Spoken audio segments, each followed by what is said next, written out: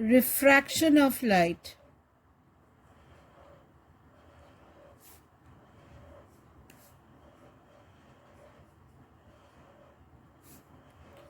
Through a prism.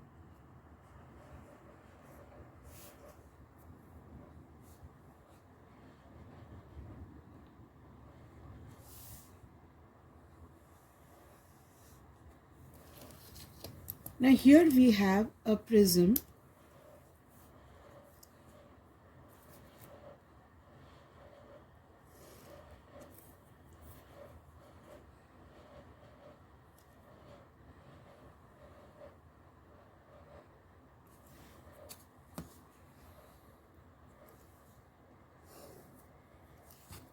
This is my angle A of the prism.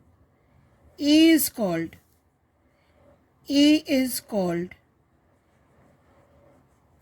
the angle of the prism.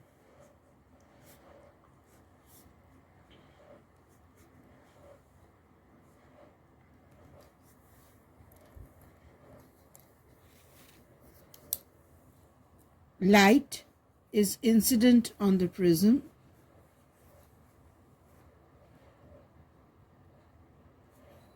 This is my incident ray.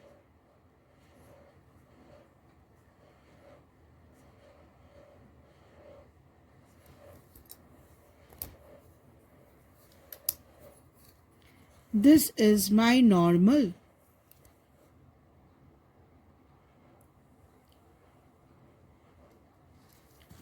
The angle which the incident ray makes with the normal is my angle of incidence I1. This is my normal.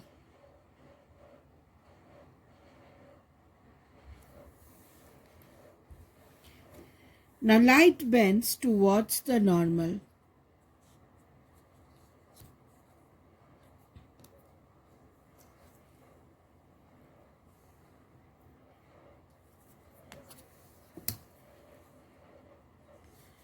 This is my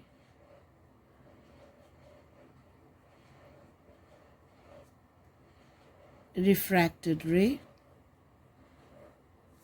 This is my angle of refraction R1. Now since this full angle is 90 degree, the normal makes an angle of 90 degree. Therefore this angle is 90 degree minus R1. This angle is R1. So this angle is 90 minus R1. Now here again if we draw the normal,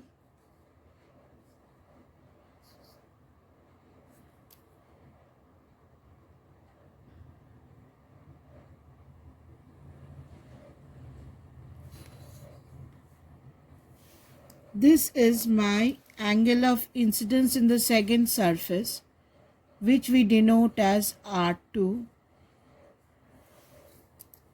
Now light going from denser to rarer bends away from the normal.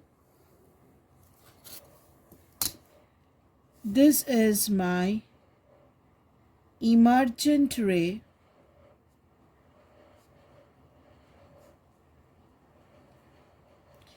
This is my angle of emergence I2. Again, since this angle is 90 degree and this angle is R2, therefore this angle is 90 degree minus R2. Now in this triangle, A plus 90 minus R1 plus 90 minus R2, these three angles, if you add up, A plus 90 minus R1 plus 90 minus R2 should be 180 degree. Now 90, 90, 180 cancels. Therefore, angle A is equal to R1 plus R2. So angle A is equal to R1 plus R2. Now if we redraw the diagram,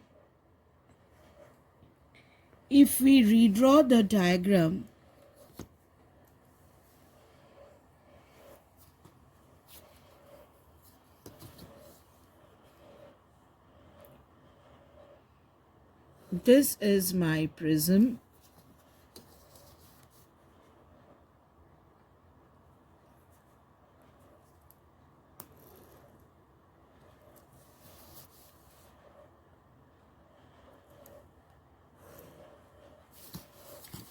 This is my angle of the prism A.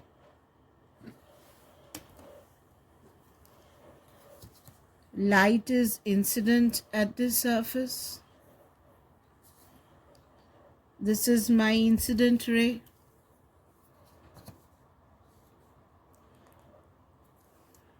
This is my normal.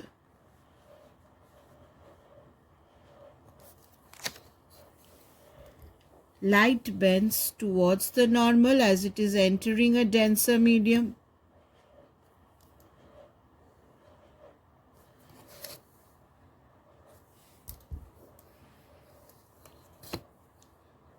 Here is my normal again.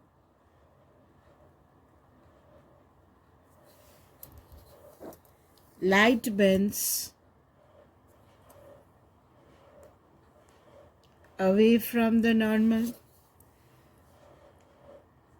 So this is my incident ray. This is my refracted ray.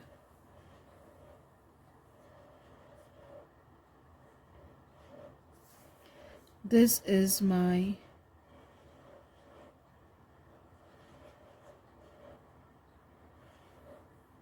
emergent ray. Now if the prism wouldn't have been present, light would have gone out straight.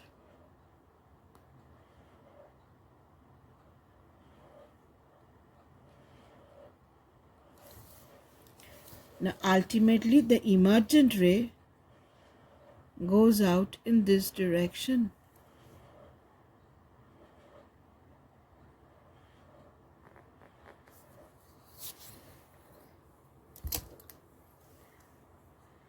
This is my angle of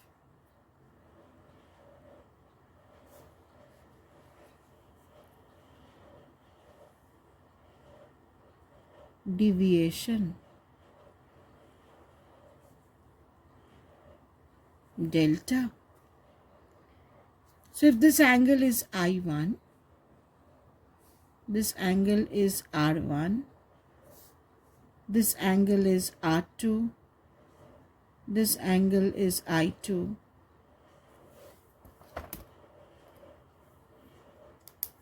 Now since this is I1, this full angle will be I1. They are vertically opposite angle. So this small angle can be written as I1 minus R1. Since this is I2, this full angle is I2. Vertically opposite angle. So this small angle can be written as I2 minus R2. Now in this triangle we can write exterior angle equal to sum of interior opposite angles. Therefore, angle of deviation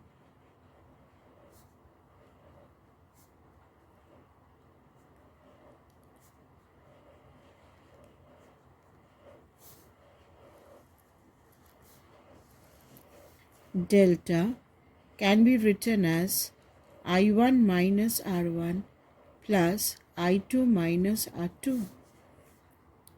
So this is equal to I1 plus I2 minus R1 plus R2. Now from here,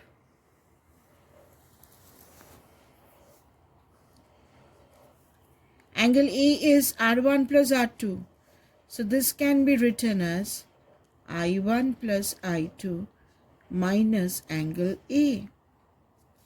So deviation can be written as I1 plus I2 minus angle A. Now for very thin prisms,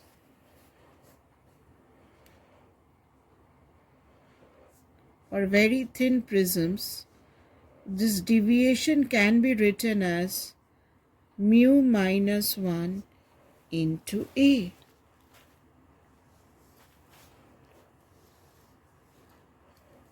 This derivation you will be doing it later on. From here you can arrive this, but this derivation is not in your syllabus. Remember, for very thin prism, deviation can be written as mu minus 1 into A. So from here you see delta depends on factors affecting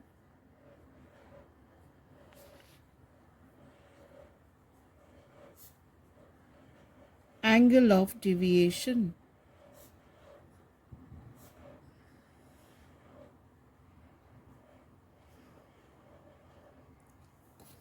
Now, what are the factors affecting angle of deviation?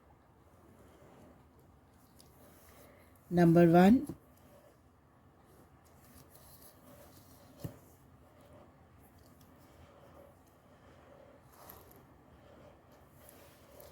the first factor is the angle of incidence.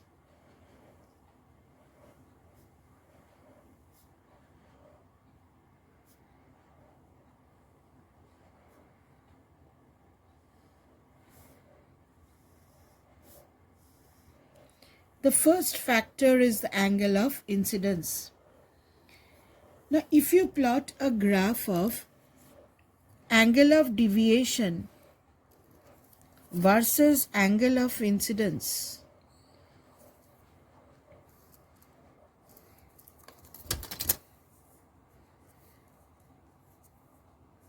we plot angle of deviation over here and angle of incidence over here, you will see that the graph takes a nature like this. As I increases, delta first decreases. As the angle of incidence increases, here, as the angle of incidence increases, delta first decreases, reaches a minimum value, and then again increases. So, first as I increases, delta decreases, reaches a minimum value. This is the value of delta minimum.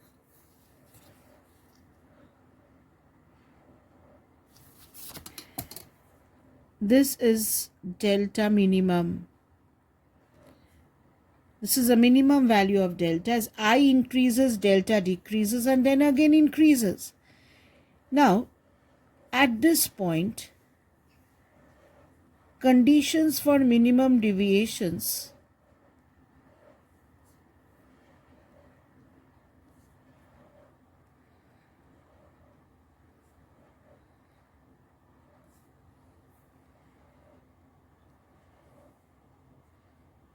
condition for minimum deviation is I1 is equal to I2 and R1 is equal to R2. Condition for minimum deviation is delta is minimum. Delta is minimum when these two angles are equal and these two angles are equal. So, in this case, if you take an equilateral prism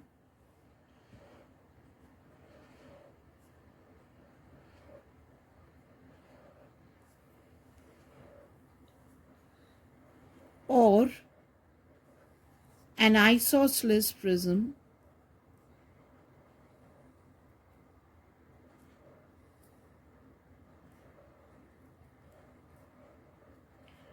then it takes this nature. Say this is an equilateral prism.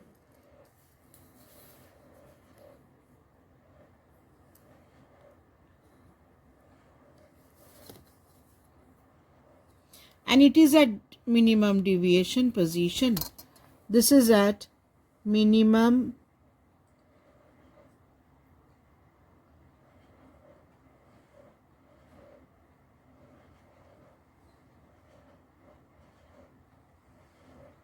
position. Then what happens? See, this is my incident ray.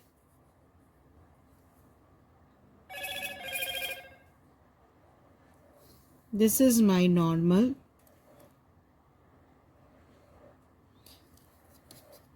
You will see that the refracted ray will go parallel to the base of the prism. These two lines should be parallel. This is my normal. Light bends away from the normal. Now you see here, this is an equilateral prism, say 60 degree, 60 degree, 60 degree. Here this angle is I. This angle will also be I. This angle is R because it is in a minimum deviation position. This is R. So this angle and this angle should be equal. Both the angles are 90 degree minus R. Since this is R and this is 90 degree, so both the angles are equal. Now if this angle and this angle are equal, then there is no other option. This is 60, this should be 60 degree and this should be 60 degree. Now if this angle is 60 and this angle is 60, that means corresponding angles are equal. And if corresponding angles are equal, then this line should go parallel to the base. This line should go parallel to the base of the prism.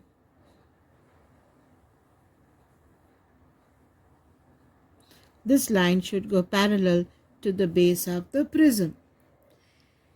Now, let us come back to factors affecting angle of deviation. One is angle of incidence. Another is the material of the prism.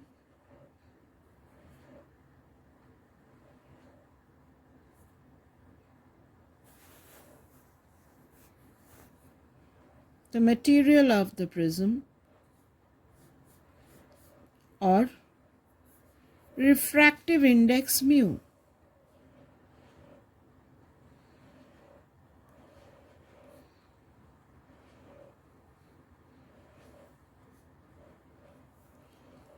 Now just now we have seen delta is mu minus 1 into A. Now if you look here, you see as mu increases, delta will increase.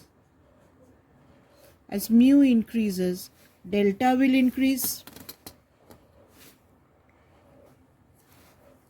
Another factor on which angle of deviation depends is angle of the prism.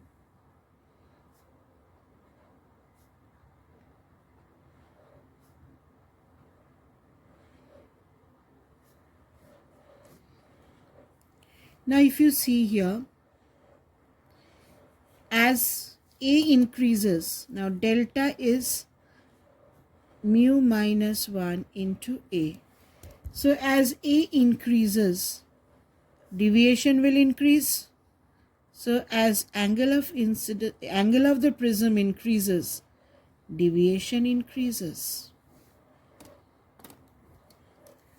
Another factor which affects deviation is color or wavelength of light.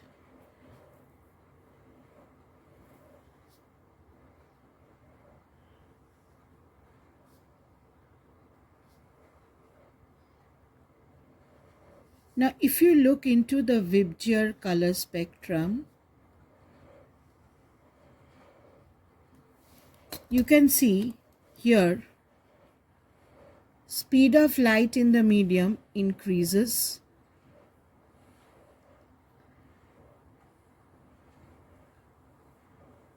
and if speed increases, refractive index decreases.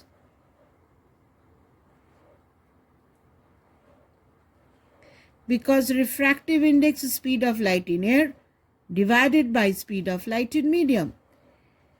Now mu and deviation are directly related. So if mu decreases, what happens? Angle of deviation decreases.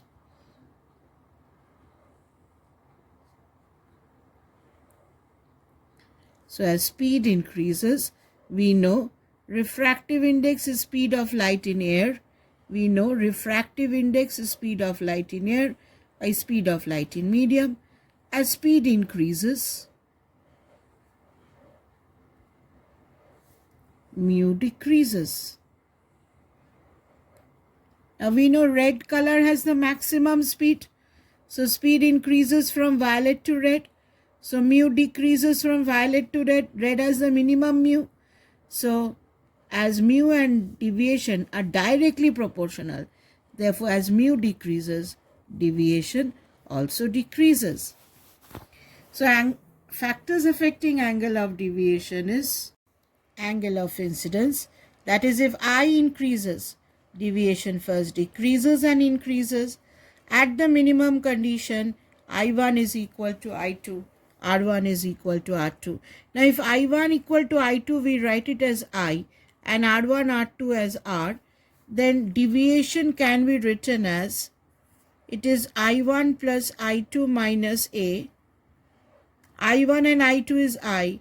This can be written as 2I minus A for delta minimum.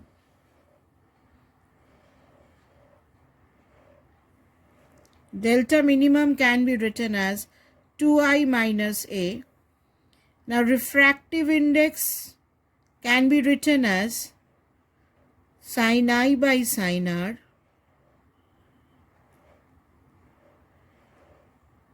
and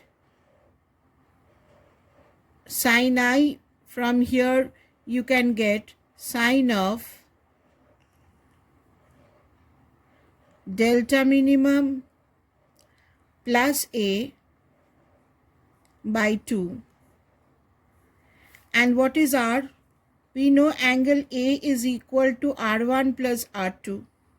Since R1 and R2 are equal to R, therefore angle A is 2R.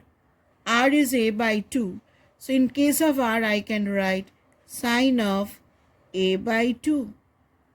So refractive index can be written as sin I by sin R. From here 2I, from here 2I is delta minimum plus A. I is delta minimum plus A by 2. So here I can be written as delta minimum plus A by 2, and from here R can be written as A by 2. So you can write refractive index in this way also. Now factors affecting angle of deviation, the first factor was the angle of incidence. Second factor is material of the prism. As mu increases, deviation increases. Third factor is the angle of the prism A. As A increases, deviation increases. And fourth factor is the color or wavelength of light. That is, if you go from violet to red, V increases, mu will decrease, and deviation will also decrease.